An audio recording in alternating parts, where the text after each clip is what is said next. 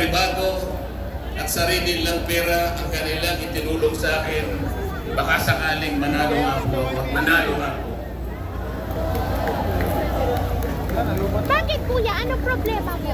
Hindi ko may po ipaliliwanag ng technicality kung paano nila inimbento ang isang gawa-gawang asunto laban sa akin. Ay, paano yan? Ano lang, record Sino lang. ba yung nagtatanggol at tumutulong para sa ganun, matuloy natin kung sino ang may kagagawa ng pinakamalawa, pinakakarapal, pagdarampong sa kababayan. Isa pa, inaasunto at siya pa ang pinagbabalakang arestuin. Shout out niyo yung bangag. Sila ang humarap, usik, at parusahan ang may kagagawan dito.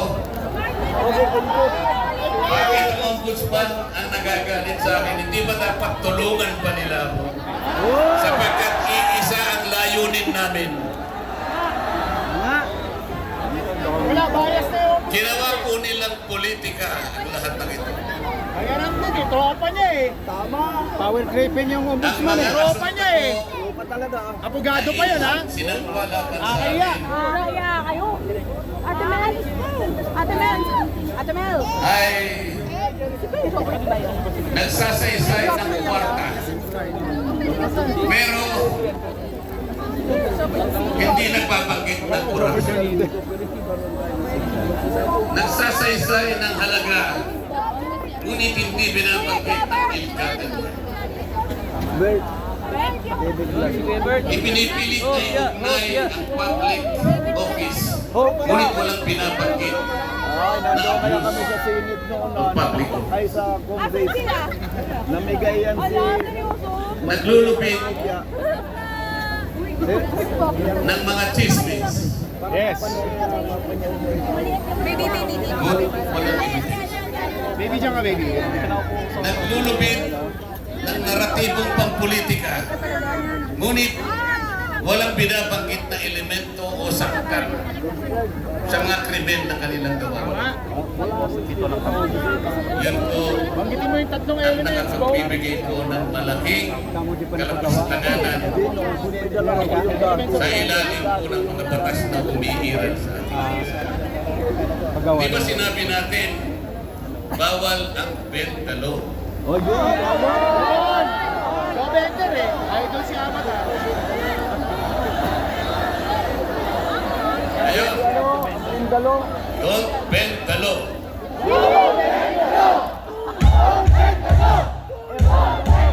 Eh, paano naman kasi? Isa naman kasama ko doon sa bulwagan sa Senado, bigla na lang nagsalita. Sometimes, you have to bend the law. Please the people. Tapos nag-agree yung abogado nakakaya sa integrated bar. Sumagot naman yung kausap. Nakakaya.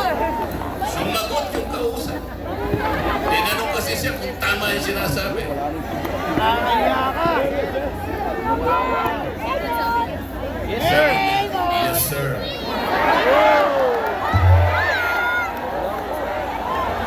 Mga kababayan, uulitin ko po ang aking Ulit mo. pagsaludo sa inyo, ang aking paggalang, ang aking pagpapasalamat Saan ba bukas po sa pinakita ninyong pagsuporta at pagmamahal Yeah. sa akin at sa mga bagay na pinaglalaban nating lahat. Oh, yeah. Katarungan, ang katotohanan, ang pananagutan, at ang katarungan. Yeah. Huwag po tayong maghiwa-hiwalay. Ang sabi nga natin, we are one.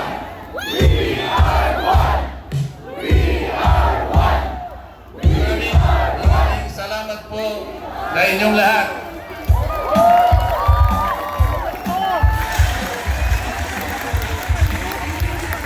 Sampung palakpak para kay Senator Ron Morena. 1, 2, 3, 4, 5. Dagdagan pa natin because we are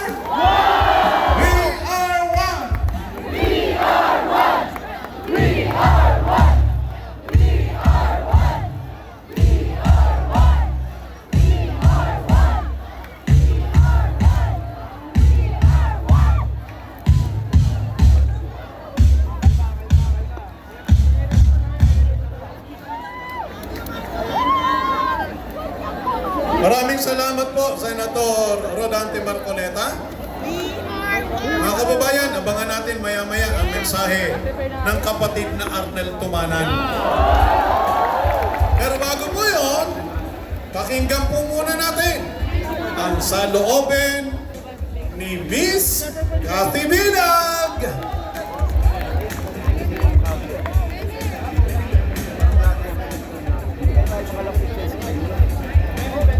Mahirap pa yung nagkuha niya yung parang nagre-reflect.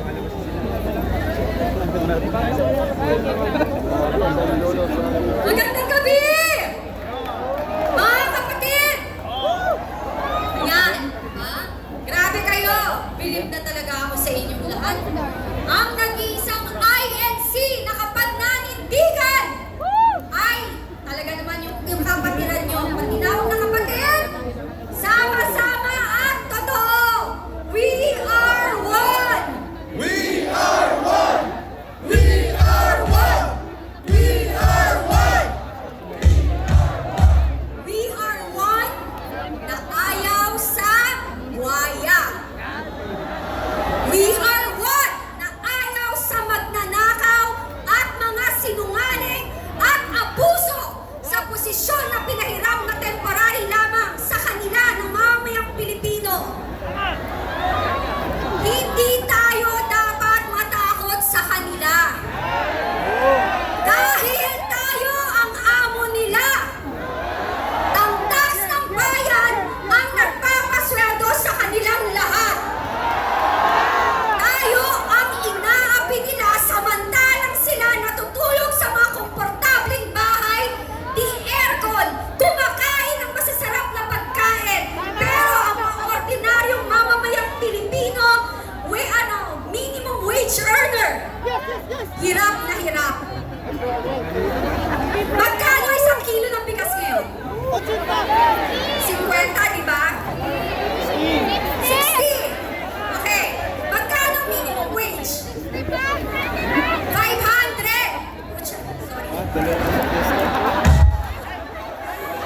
Sorry. Sorry guys. Alam ko bawal, pero hindi ka nakakapagpigil eh. So, 500, isipin mo wala pang 10 kilo ng bigas. Di ba? 635. 95. What's that say? 10 kilos. Sa isang kilo, ilan nakakain? Isa lang. Diba? Isa lang. Tatlo. Oh my God, tatlo yung iba, diba? Tatlo.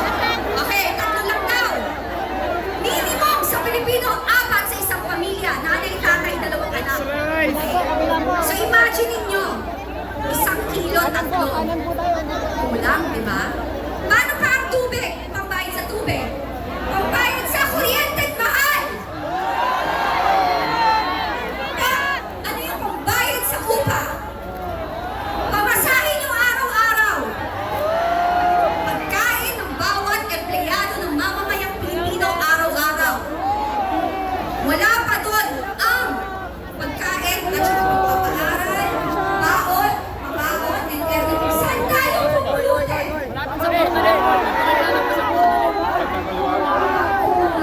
Kuya, tag mo kami. Hindi nila tayo naiintindihan. Pasal tayo na. May punta lang ako. Hindi nila nararanasan ang hirap na dinadanas ng ordinaryong mamamayang Pilipino na nagbabayad ng tamang tax kahit hirap na at sila ang ginagawa. Anong ginagawa? Ninanakaw. Alam mo ang tawag ko dyan? Alam mo yung kanyo? Alam mo yung kanyo, di ba? Kasi kung masasipag kayo, may kanyo kayo. Kahit na anong tanggal mo, ang kapal. Ayan, hindi ng graduate, kanyo, pero magna. bumabalik pa rin, ganyan sila kapal. Magnanakaw, diba? Hindi graduate pero magna. Hirap po kayo may kanyo pa. Graduate ko yan. Sa pagkukunti.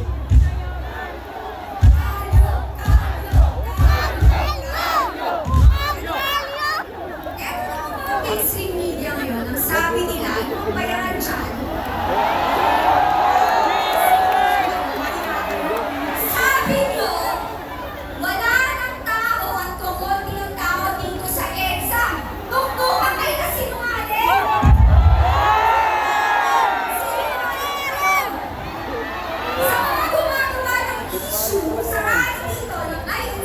depensa. nasa, ano, Ingit kayo kasi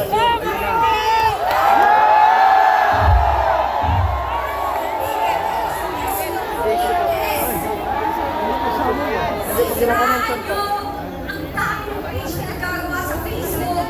Ano na, ano ba kayo naka-ANC? Kinakalaman nga na lang ang mga lalaki.